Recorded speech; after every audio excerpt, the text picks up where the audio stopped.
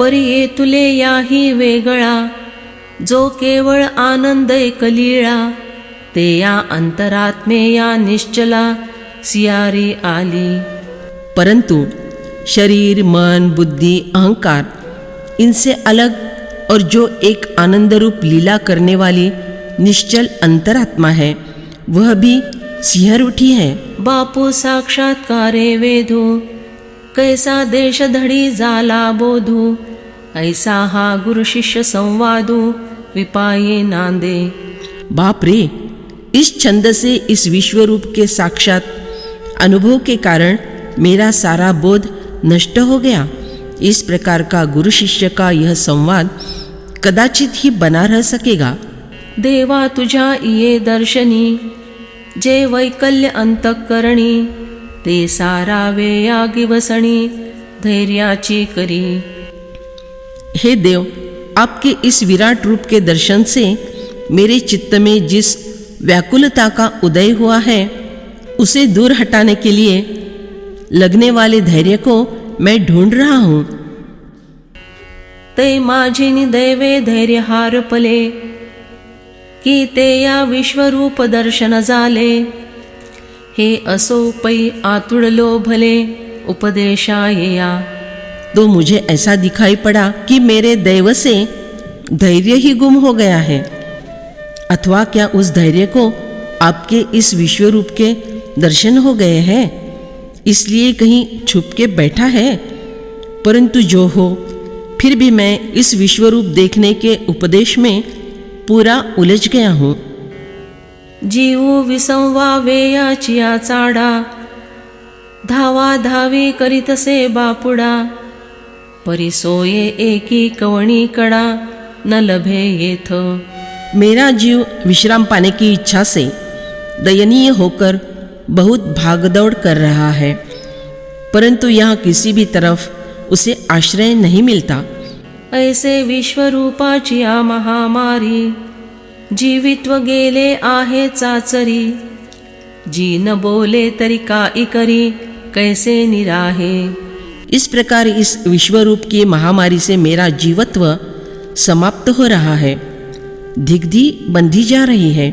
हे महाराज, यदि मैं यह बात आपसे न कहूँ तो और क्या करूँ? उसके सिवा मैं कैसे जीवित रह सकता हूँ?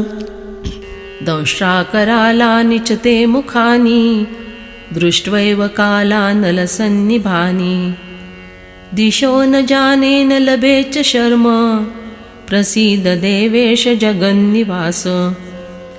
आपके प्रलय काल की अग्नि के समान प्रज्वलित और दाढ़ों के कारण विकराल भयानक मुखों को देखकर मुझे न तो दिशाओं का ज्ञान हो रहा है और न शांति ही मिल रही है. इसलिए हे देवेश, हे जगन्निवास, आप प्रसन्न होइए. पै अखंड डोळे या पुढे, फुटत महाभयाचे भांडे, तैसी तुझी मुखे वितंडे, पसरली देखे. देखो, जैसे महाभय का, मृत्यु का घड़ा खुलता हुआ आंखों के सामने निरंतर दिखाई दे, उसी तरह आपके विकराल भयानक मुख फैले हुए मुझे दिखाई देते हैं.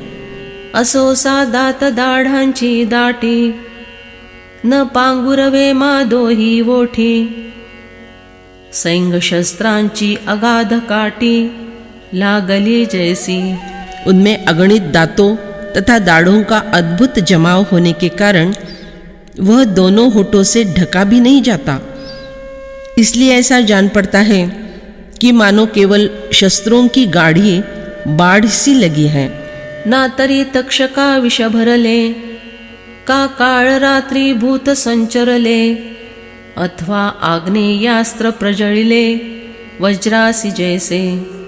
अथवा जैसे तक्षक के मुख में विष भर दिया जाए, काल रात्रि में पिशाच का संचार हो जाए, अथवा वज्र के साथ आग्नेयास्त्र प्रज्वलित करके छोड़े जाए, शस्त्र अस्त्र दोनों से एक साथ हल्ला.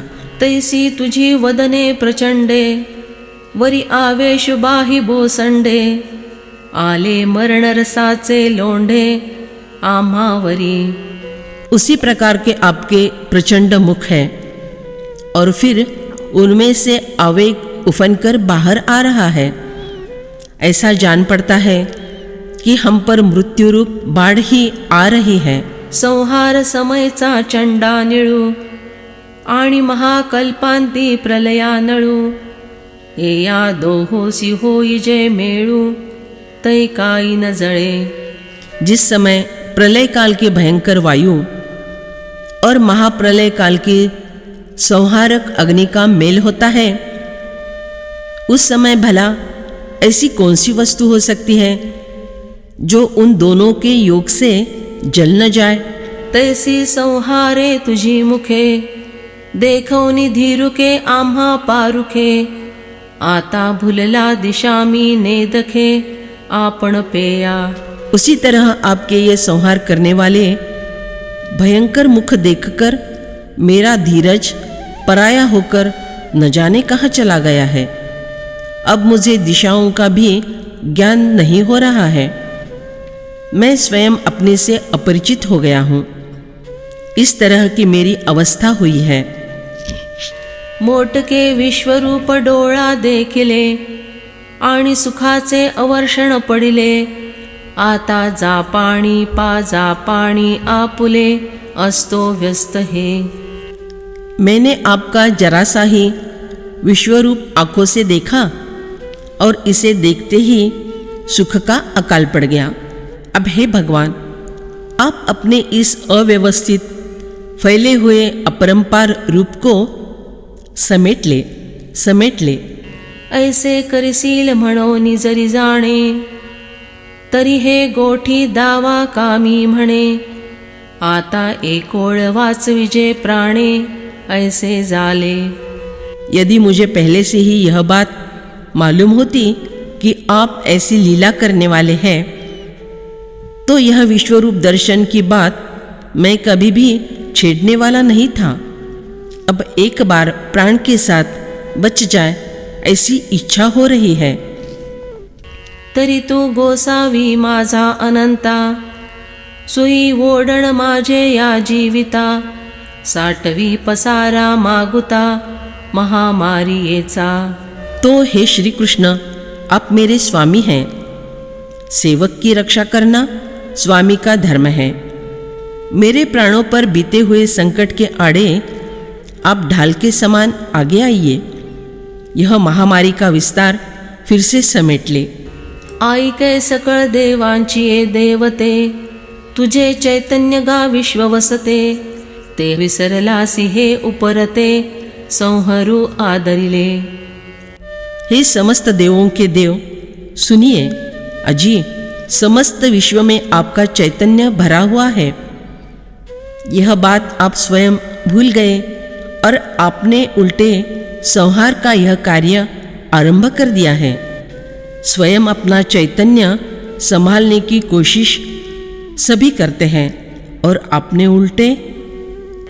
म्हणोनी प्रसन्न होई देवराया, संहरी संहरी आपुले हे माया, काढी माते या महाभया, पासवनी आजी। इसलिए हे देवराय, आप प्रसन्न हो। आपकी इस माया को आप समेट ले। हे महाराज, मुझे इस महाभय से मुक्त करे। हा ठावो वेरी पुडती पुडती, तू ते म्हणजे बहुवा काकुळती, ऐसा मी आजीची विश्वतो मूर्ती, भेडुका जालो। हे विश्वरूप मूर्ति भगवान, मैं इतनी देर तक बहुत ही दीनतापूर्वक बार बार आपसे प्रार्थना करता हूँ। आज ही मैं इतना कायर कैसे बन गया हूँ? इतनी भयानकता का अनुभव मैं आज ही कर रहा हूँ। मेरा पराक्रम तो आप जानते ही हैं ना, फिर भी बतलाता हूँ कि जय अमरावती आला धाडा, ते मिया एकले निकेला उवेढा, तो मी महाकाळा एकाचे या तोंडा, वासी पुनधरी।